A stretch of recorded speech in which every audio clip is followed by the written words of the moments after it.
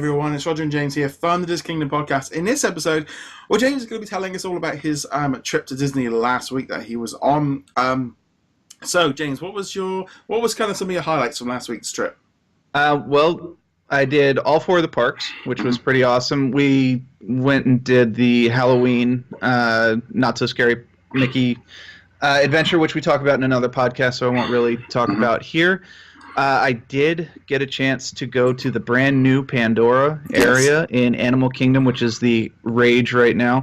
I will say that they did a great job with the design. It looks beautiful. It looks crazy. It looks like it's right out of the movie.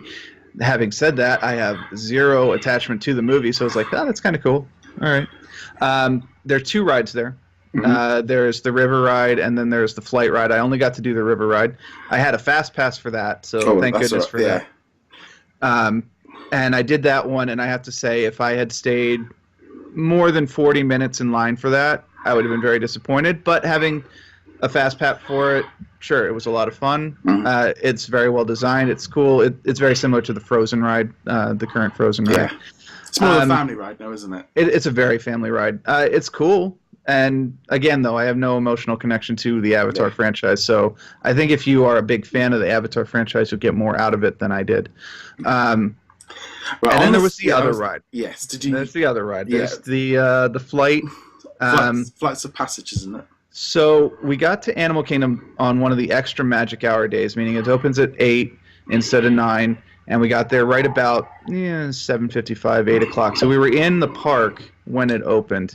And we're looking at the app going, okay, what's the wait time on this? It's going to be decent, right? Yeah, before the park even opened, it was at 140 minutes. And we're like, that can't be right. How would that even be possible? And we're like, it must just be from like last night. They just haven't updated the numbers from last night. So we go down, and we're walking to Pandora, fast walking to Pandora. And before we're even in Pandora, there's the person holding the sign. This is the end of the line for the flight ride. And like, how long's the line? Oh, at this point, it's about 3 hours. No. So I didn't get to do that ride. I do actually have a fast pass for it for when I'm in December, though, because I'm going for the Christmas party, and I'm going to do it then. I have talked to people who've been on it. Yes. And they say it's fantastic, so I've got high hopes. I had a message from my sister-in-law, who is currently out there on her honeymoon, of which we did Pandora. Bloody hell, I was puking in scared stiff. It was a simulator, and I'm shaking. It was so real, so high. And she doesn't tend to do a lot. So that was the message I got. What I'm going to do one morning. So that kind of, it's that kind of thing of, I know when we go out there next, I need to make sure that we have a fast pass booked for this, because there's no way my wife's going to sit 3 hours for a ride. No, and I don't think she should, but it's definitely one of those things you need to get that fast pass the moment it opens up for you. But yeah, so I mean, that was the big highlight at Animal Kingdom. The other one was I got to see the River of Light show. I had seen it previously, but I'm already there, might as well see it.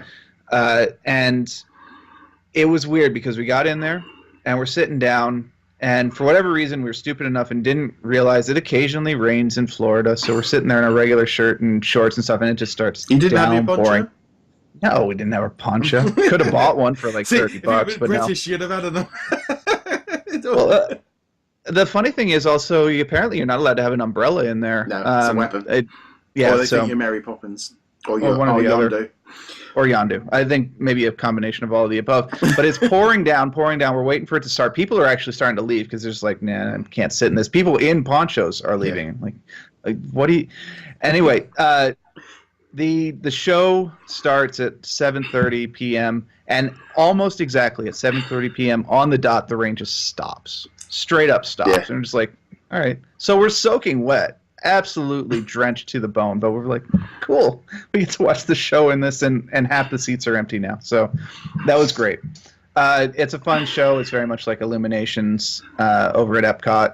I think Illuminations is the better of the 2 shows, but that's not to take anything away from the River of Lights. It's fun. I did notice that they didn't have anyone on the boats, though, because the first time I saw it, they had people on the boats doing like shadow animals and stuff, or pretending to do shadow animals. Probably because it had been raining, they didn't have anyone on the boats this time. And they don't want to keep losing boats. That's probably true. One other thing I'll note about Animal Kingdom is I went on the dinosaur ride. Yeah. And half of the animatronics on the dinosaur ride aren't working. No. No, half. There's that final drop at the end where the Carnotaurs didn't leap out at us at all. There was when you first see it off on the side. It's like, oh, you're not supposed to be here. And it's like, there's supposed to be a big monster here, and it's not there. Yeah. And that when attraction definitely kind of feels like they've got to do something for that whole area now. The whole Dino Land just is awful. I suspect that their philosophy at the moment is let it rust, which is similar to one that we're doing at my work, which is we're replacing this with something in the very near future, so we're only fixing it enough so that it works and is not a problem. And for Disney, that just means, the thing works on the tracks. I mean, I could see them turning it into like the Disney World version of the Indiana Jones ride, which is the same ride. So it is the same ride. This one's just dinosaur versus Indiana Jones. Yeah. But dinosaurs haven't really done that. They haven't really had a very good hit. Between dinosaur and good dinosaur, they've not really been able to hit that mark or that with those characters. I mean, we're gonna live forever in the shadow of The Land Before Time. It is like the quintessential dinosaur kids movie. And also, they could easily change that to Indiana Jones, change the boneyard to Indiana Jones archaeologically, and then you put the roller coaster in from Paris and you're set. Yeah, I honestly wouldn't be surprised if that's the plan. Considering the state of the dinosaur ride, I have to assume that they're planning on replacing it with something. What about Hollywood Studios? What's the construction? The biggest news about Hollywood Studio is the construction. As you're driving by it on the main road, you can look off to your right, and there's a big old red roller coaster, which is the Slinky Coaster being built. Toy Story Land, of course, being over there. Other than that, not much to talk about. Star Wars Land is being built as well over in the old area where the Cars Stunt Spectacular used to be. There's a lot of signs for it now. You can see parts of it. Yeah, it's a grand. Could you see like the Grand Avenue? Or has it all been the Grand Avenue is cut off. You can't go to the Grand Avenue at all. That's actually going to be the entrance to the Star Wars area, and you can see like the makings of that wall that's going to be the entrance. If you've seen the model that they published from D23, or it's now in the Making the Magic section of Hollywood Studios, you can actually see the plans and you can see where the entrance is. So that's pretty cool, but you can't see much more than that. No. All of it's closed off. And there's nothing new at Hollywood. Oh yeah, the Great Movie Ride, your favorite, is it is closed. It's as you already know. There's nothing there now. I know when we're planning on going next, I was a bit like, well, Toy Story Land might be opening while we're there, but there's a little bit like it might be a case of go to the water park in the morning and go there in the late afternoon, evening, just because there's only a few things to go see at the moment. Yeah, I mean, you still got the Tower of Terror. You still got the Aerosmith Rock and Roller Coaster, which are the two big attractions in Hollywood Studios. Star Tours. Obviously, Star Tours, which will soon have the Last Jedi planet added to it. It wasn't there when I was there, but it will be in December when I'm there next. But yeah, it used to be Hollywood Studios was like, this is the one that I really want to go to because it's got the action rides, it's got all these fun rides. And now at the moment, it's like, Hollywood Studios is kind of that afterthought at the moment. It will change again. Star Wars Land is going to be coming in and all that stuff, but not now, not right at the moment. And even the lazy rides like Great Movie Ride aren't there. No. So I mean, literally for me at the minute, it'll be a case of Toy Story Mania and Star Tours and probably Toy Story Mania. Because Tower of Terror and Aerosmith. Well, last time I did Aerosmith in Paris, I came off it and went, I'm getting too old for this. And Tower of Terror was the same. I did the two back to back in Hollywood Studios and got off and sat down for Beauty and the Beast show. And I was like, oh, I'm feeling a bit crooked. I don't want. It's just like I'm getting old. It's kind of sliding in that thing and like going, there's only really like three or four things I want to do there now. Yeah, and it's interesting because I did the Tower of Terror this time around, and it was fun to compare it against what they had done with the Guardians of the Galaxy ride out in Disneyland. And they both have their advantages and their disadvantages. Overall, I prefer the Guardians of the Galaxy version, but the Tower of Terror version of it is the smoother ride because you're not stopping to watch video pieces, and I think the video pieces actually make it a little bit worse in terms of like messing with your stomach. So yeah, we'll see how you feel about that one after you get a chance to ride that. Did you kind of head over to like Universal or SeaWorld? No. Didn't end up doing Universal. It was all Disney this time. Yeah. We did, I think the best experience, though, we were at the Wilderness Lodge, which is the first time I'd ever been at one of the ones that wasn't the All-Star Resorts. So my friend is a DVC member, brand new DVC member, first using the points. So we got to the Wilderness Lodge, and we decided, it's like 9 o'clock at night.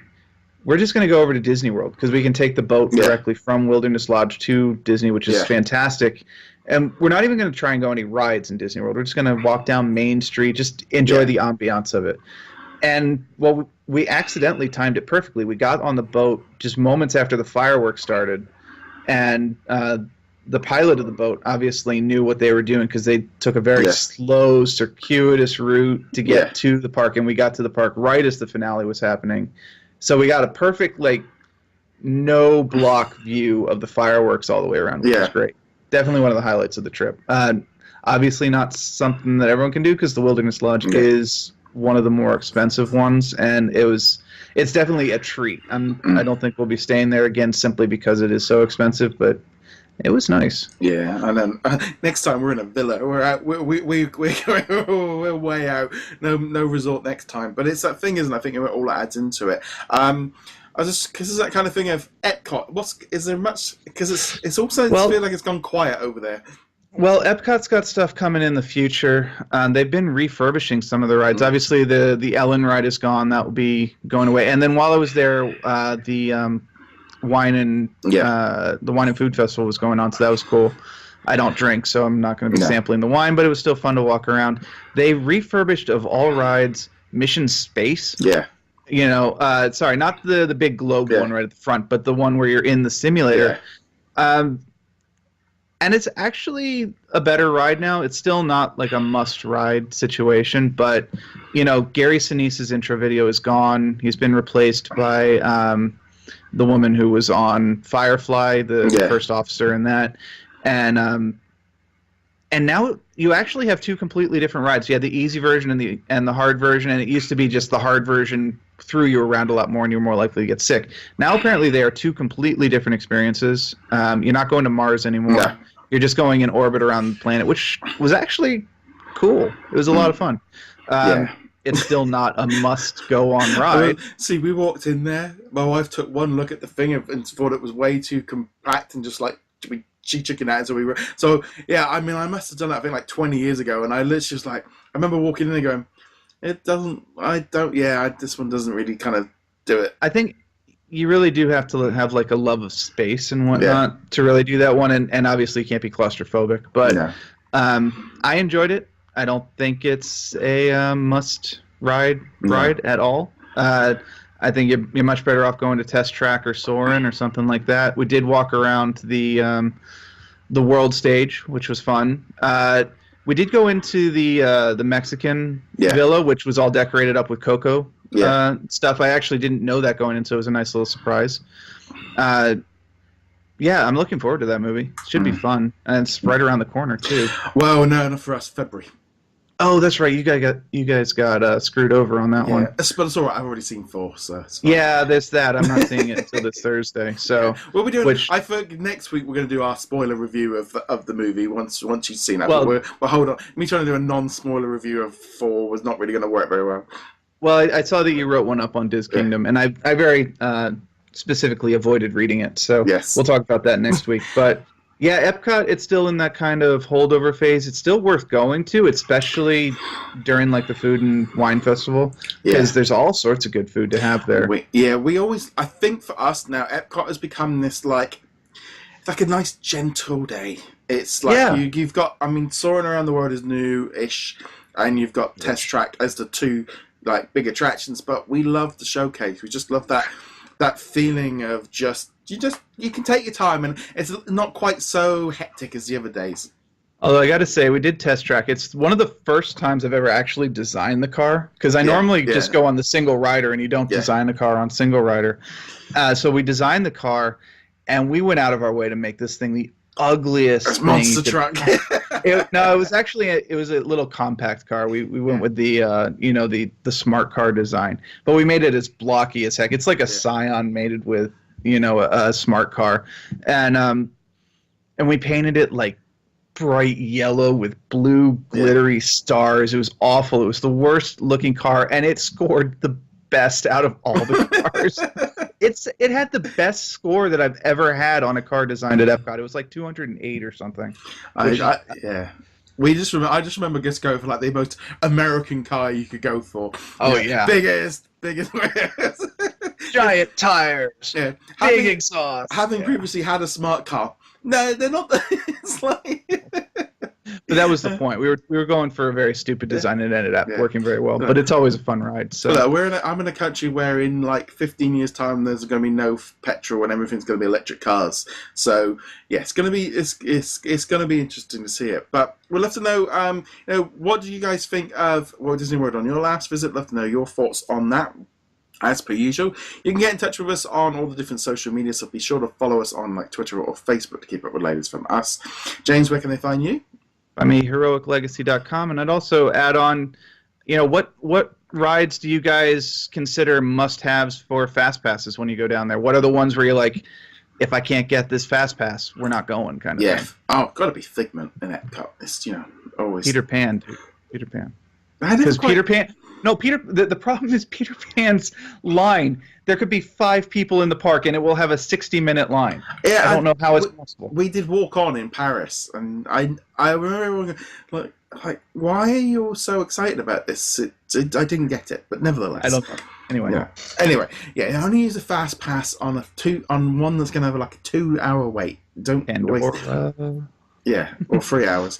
On that note, guys, thank you very much for watching. See you guys soon. Laters. Later.